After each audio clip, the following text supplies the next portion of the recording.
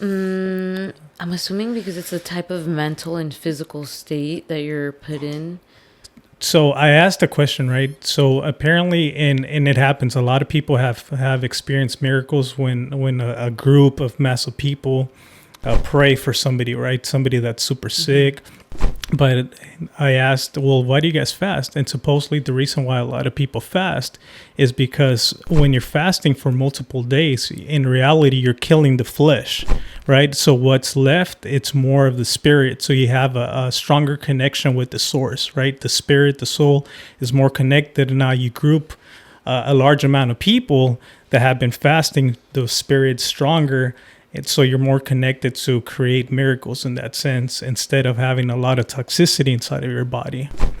That concept makes a lot of sense because even I'm Catholic, there's the certain day where we fast, one day, and then you go to church after. Even in Baroque too, there's Yom Shishi.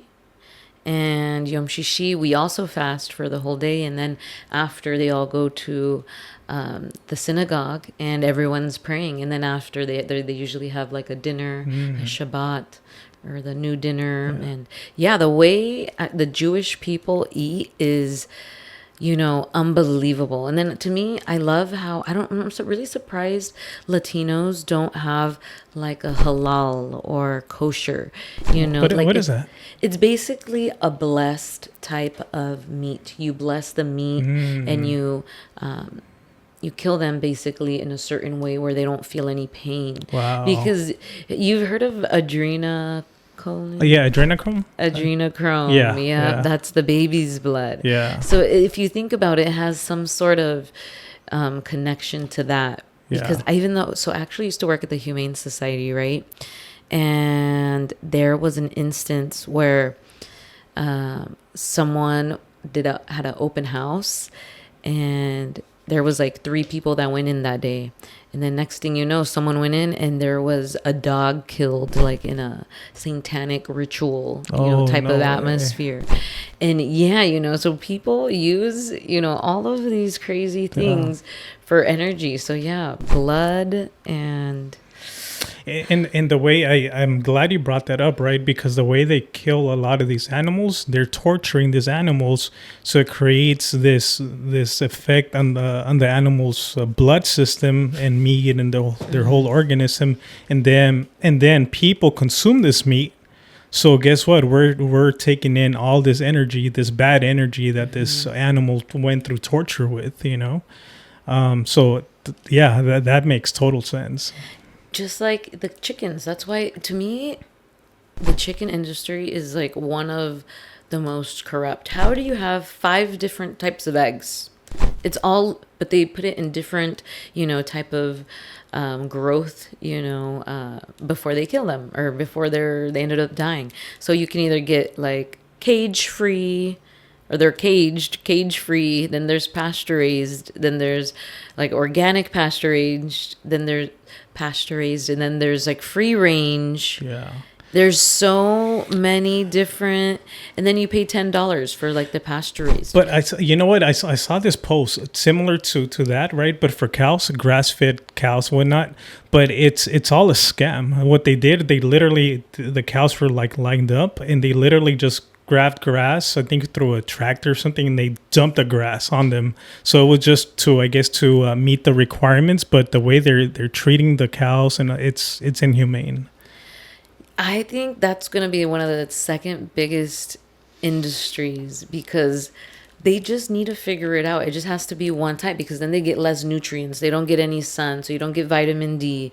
And yeah, like you said, you're eating these tortured animals, and that's why everyone has all these emotions and all of these things, because that's how the chickens feel. They're all traumatized, and they're all, stuck together. They're all unhappy, and then bam, you eat this chicken, you eat the steak, you eat. Yeah. But that's why a lot of the new smaller businesses are gonna thrive. I think that's why hopefully I have a lot of high hope with society now that I guess robots are taking over. Yeah. I think you guys, we should all start. Yeah. You guys gotta be farmers. Oh man, that's a whole nother mess, right? Oh man.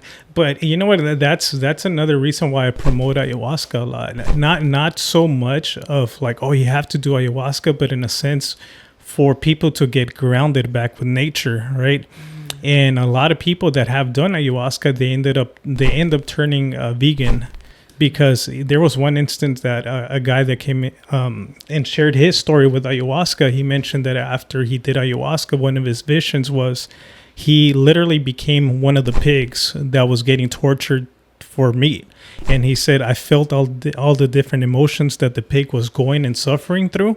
He saw, like, ever since then, I didn't want to eat meat more, because I felt all the suffering the pig went through. Now he says he does it more intentional, and he blesses his food for the same reason, right? Because he understands everything that goes behind it. But yeah, and ayahuasca as well, it's just there's been a lot of people that get healed through cancer, even through ayahuasca. I'm not sure if you're familiar with ayahuasca. I've heard of it. Yeah. Okay, so ayahuasca, just a quick summary. Ayahuasca, it's a brew that comes from the Amazon jungle that usually shamans do through a ceremony, and you intake this shot of ayahuasca. It's literally a shot. It tastes like mud. It's not too good, right? At least when it comes down to the taste. But it literally connects you with your inner self, and it connects you. They say that you're drinking the spirit of the jungle. With this spirit, it's of a grandmotherly spirit, and it gives you guidance through your past life at times. So it'll put you in situations of trauma that you've gone through in order for you to heal.